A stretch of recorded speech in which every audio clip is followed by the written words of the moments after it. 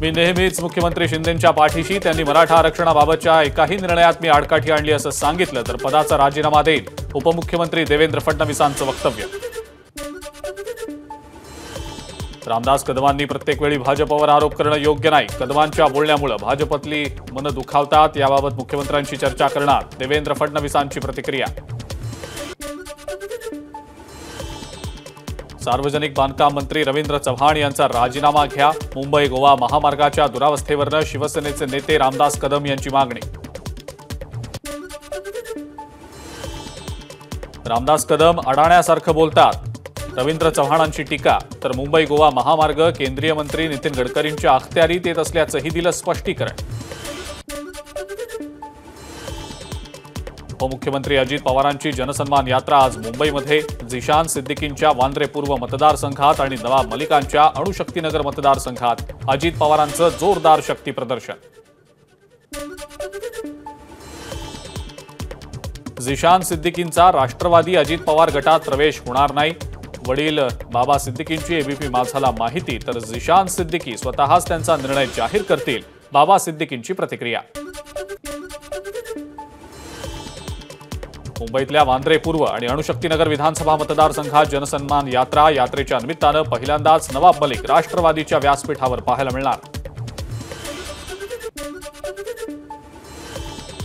नवाब मलिकांबाबत मी आधीच भूमिका स्पष्ट केलेली आहे, फडणवीसांचं स्पष्टीकरण. त्यामुळे आता यावर अजित पवार काय बोलणार याकडे लक्ष.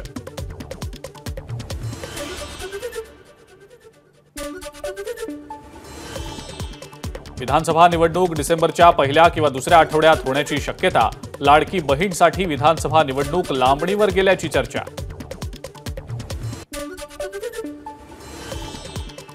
पोलीस भरतीमध्ये 3,924 पदांसाठी 3.25 लाख महिलांचे अर्ज. 1 लाखांहून अधिक महिला उमेदवार उच्च शिक्षित. मुंबईतल्या जागांसाठी 1 लाखांहून अधिक महिलांचे अर्ज.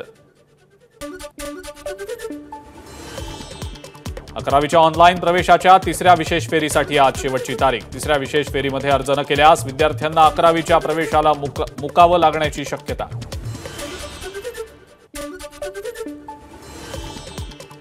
वरळी हिट अँड रन प्रकरणातला आरोपी मिहीर शहाची कोर्टात धाव. मुंबई पोलिसांनी बेकायदेशीरपणे ताब्यात घेतल्याचा आरोप करत दाखल केली हॅबियस कॉर्प्स याचिका.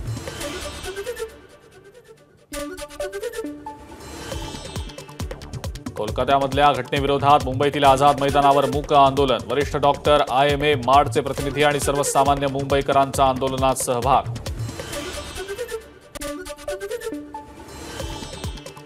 सायन रुग्णालयात महिला डॉक्टरला मारहाण केल्याप्रकरणी दोघांना अटक. प्रसाद देवेंद्र आणि श्वेता देवेंद्र या दोघांनी केली होती महिला डॉक्टरला मारहाण. रामगिरी महाराजांच्या विरोधात मुंबईमध्ये गुन्हा दाखल. मोहम्मद पैगंबरांबाबत वादग्रस्त वक्तव्य केल्याप्रकरणी मुंबईतल्या पायधुनी पोलीस ठाण्यामध्ये गुन्हा दाखल.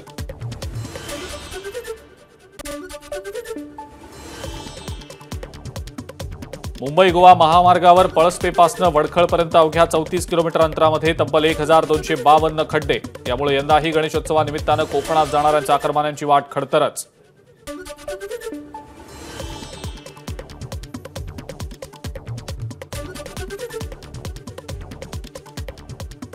पंढरपूरमध्ये विठुरायाच्या दर्शनासाठी ठाण्यातल्या भाविकांकडनं 4,000 रुपये घेतल्याचा प्रकार उघड. एबीपी माझाच्या बातमीची मंदिर प्रशासनाकडनं दखल.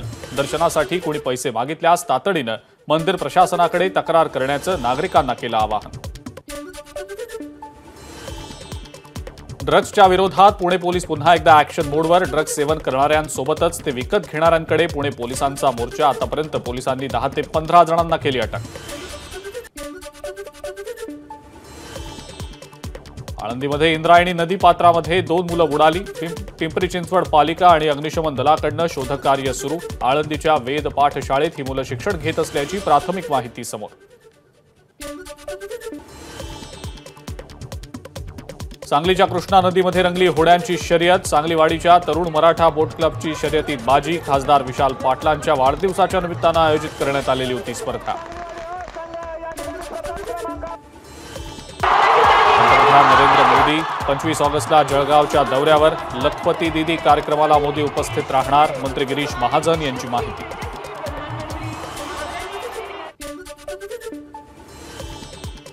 मराठा आंदोलक सुप्रिया सुळेंच्या भेटीला मराठा आरक्षणाबाबत भूमिका स्पष्ट करण्याची आंदोलकांची मागणी.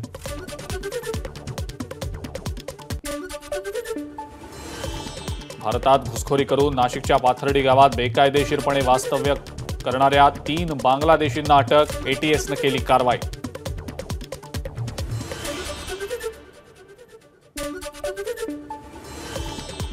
तारखेडा ते गाळण रस्त्याच्या मागणीसाठी ग्रामस्थांची वाहनांवर दगडफेक. जळगावातल्या पाचोऱ्यातली घटना. लवकरात लवकर रस्ता पूर्ण न झाल्यास आणखी तीव्र आंदोलनाचा इशारा.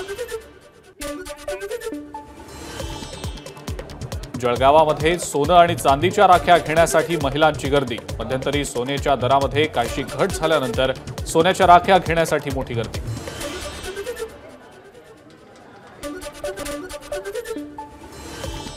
नाशिकमधल्या त्र्यंबकेश्वरमध्ये खासगी वाहनांना प्रवेश बंदी. खंबाळे फाटा या ठिकाणी पार्किंगची व्यवस्था.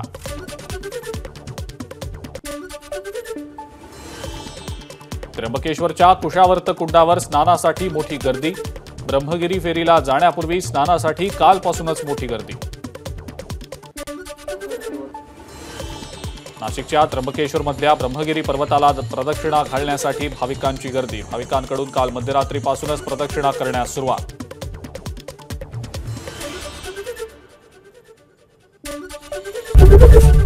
एबीपी माझा, उघडा डोळे बघा नीट.